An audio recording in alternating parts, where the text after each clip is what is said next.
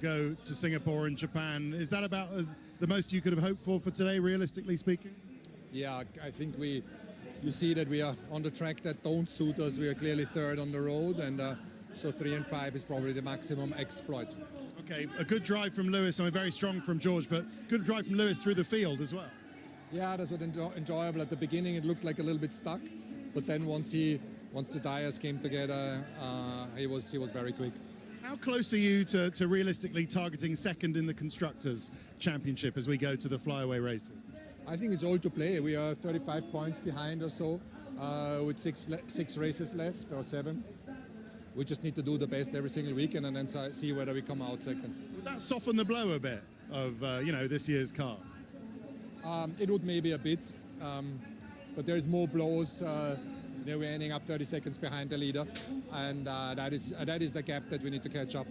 I almost dare not ask you about the safety car restarting.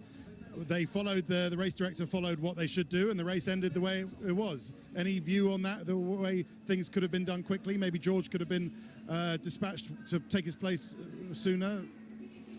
You know, the race direction is going to be under critics, but in this time they followed the rules.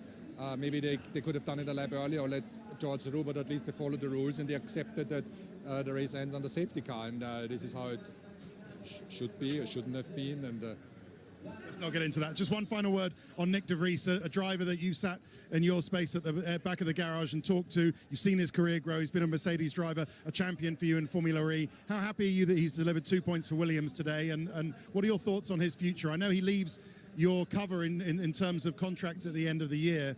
Do you think he could go to Williams potentially? I think what else should he do in terms of performance than what he has shown today? I mean, no training, jumped in a car that he hadn't driven, straight into FP3.